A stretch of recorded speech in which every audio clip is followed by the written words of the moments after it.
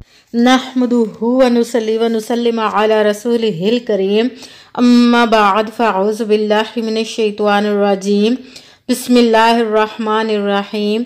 मेरे मुअज़्ज़ज़ सामाईन इकराम, अस्सलामु अलैकुम व रहमतुल्लाहि व बरकातुहू। मैं अपने रब कायनात से ये दुआ करती हूँ कि मेरे जितने भी सुनने वाले हैं, रब कायनात सबको सेहतमंद, तंदुरुस्त और लंबी ज़िंदगियाँ अता फरमाए। हम सब की हर मुश्किलों, परेशानियों, तंग दस्तियों में मेरा रब कायनात हमारी मदद अता फरमाए। हमें ज़हनी, रूहानी, जिस्मानी अज़ियतों, तकलीफ़ों, बीमारियों से निजात अता फरमाए। हमें ज़हनी और रूहानी सुकून अता फरमाए। हमें बीमारी दुनिया से बचाकर बीमारी मदीना बनाए। और जो हम सब के हक़ों में बेहतर है, मेरा रब कायनात हमारे लिए वो अता फरमाए।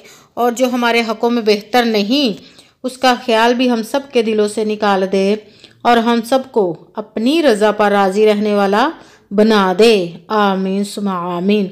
माशाल्लाह से आज शबानुल मुबारक की 7 तारीख है और इतवार का दिन है।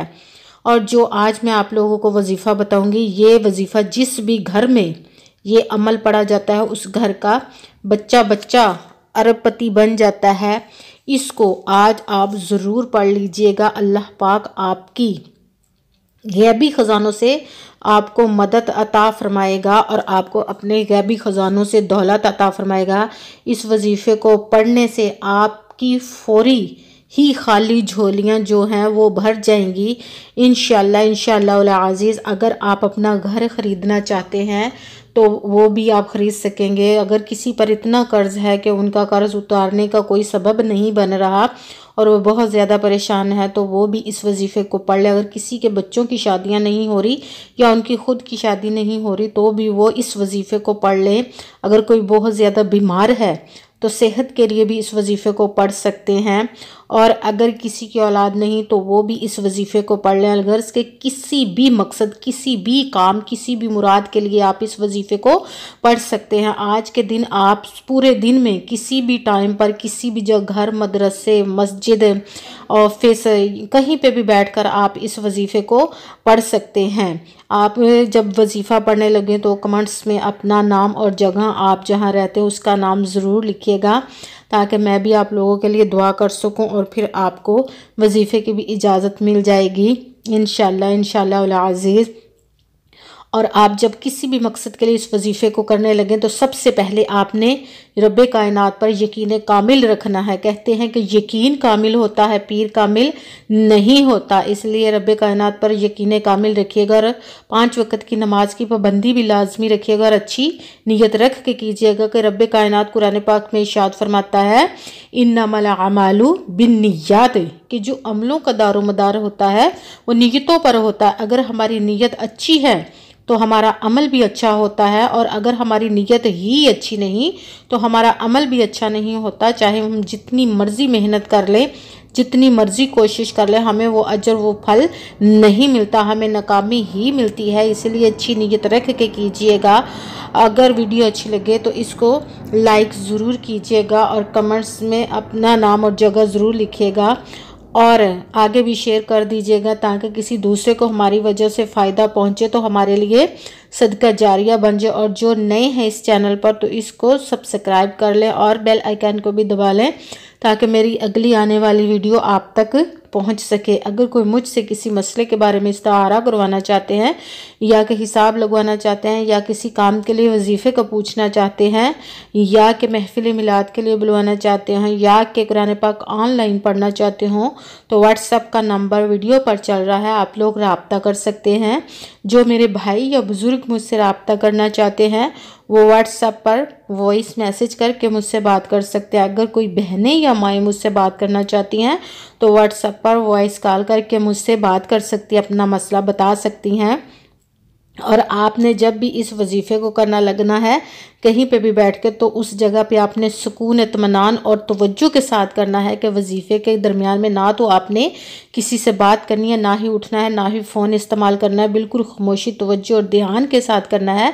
जिस मकसद के लिए आप इस वजीफ़े को कर रहे हों उसको अपने जहन में उसकी नीयत ज़रूर रखनी है। और आपको پوری ویڈیو کو سن کر سمجھ کر پھر اس وظیفے کو کیجیے گا کہ ایسا نہ ہو کہ کوئی بات رہ جائے، کوئی بات چھوٹ جائے اور پھر وظیفہ ٹھیک طرح سے نہ ہو سکے۔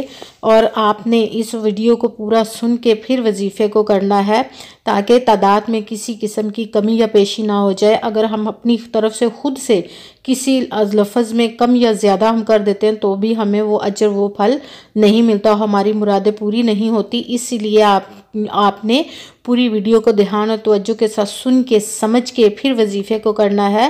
جس ترتیب اور جس تعداد کے ساتھ میں آپ لوگوں کو وظیفے کا بتاؤں گی اسی تعداد اور اسی ترتیب کے ساتھ آپ نے اس وظیفے کو کرنا ہے۔ انشاءاللہ العزیز رب کائنات اپنا ہم پر کرم عطا فرمائے گا۔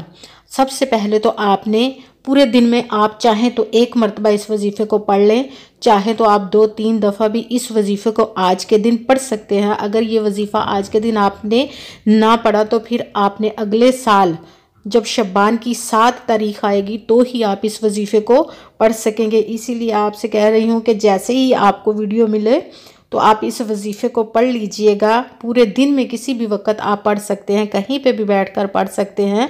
وظیفہ کرنے سے پہلے آپ نے ایک مرتبہ درود پاک پڑھنا، کوئی سا بھی درود پاک پڑھ سکتے ہیں، مگر بہتر ہے کہ درود ابراہیمی جو نماز میں پڑھا جاتا ہے وہ والا ایک مرتبہ درود پاک پڑھا تو اس کے ساتھ ہی آپ نے سب سے پہلا جو وظیفہ پڑھنا ہے وہ ہے یا سلامو، یا سلامو، یا سلامو۔ اس کو آپ نے 11 مرتبہ 11 ٹائم پڑھنا۔ اس کے ساتھ ہی جو دوسرے نمبر پر آپ نے وظیفہ پڑھنا ہے وہ ہے یا ارحم الراحمین، یا ارحم الراحمین، یا ارحم الراحمین۔ اس کو آپ نے 21 مرتبہ 21 ٹائم پڑھ کے تیسرے نمبر والا وظیفہ ساتھ ہی شروع کر دینا ہے۔ تیسرے نمبر پر جو وظیفہ پڑھنا ہے وہ ہے یا شکورو، یا شکورو، یا شکورو۔ اس کو آپ نے 7 مرتبہ 7 ٹائم پڑھنا ہے۔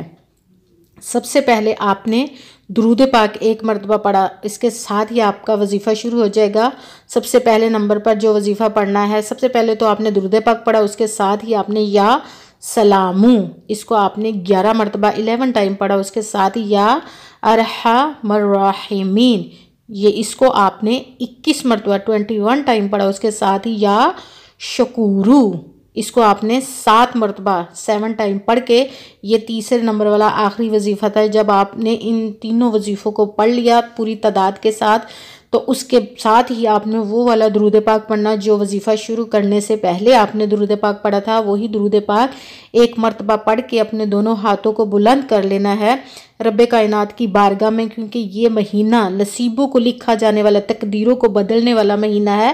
تو اپنے رب سے اپنے پیارے محبوب کا واسطہ دے کر، اس کا صدقہ دے کر، اس پیارے پیارے مہینے مبارک کے صدقے، یہ مہینہ پیارے محبوب کا مہینہ، اس کا واسطہ دے کر اپنی تقدیروں کو، اپنی مرادوں کو پورا کروا سکتے ہیں۔ خوب اپنی مرادوں کے لیے دعا کیجئے، جس مقصد کے لیے آپ نے اس وظیفے کو کیا اس کی خوب دعا کیجئے گا، اور دعاؤں میں مجھے بھی لازماً یاد رکھیے گا۔ جزاک اللہ خیرہ، میرے لیے بھی دعا کیجئے گا۔ جس بھی مراد کے لیے آپ نے اس وظیفے کو کیا انشاءاللہ العزیز جیسے آپ کا عقیدہ ہوگا ویسے ہی رب کائنات آپ کو مراد عطا فرما دے گا، آپ کی تمام پریشانیوں کو دور عطا فرمائے گا، آپ کے مسئلوں کو حل عطا فرمائے گا انشاءاللہ العزیز۔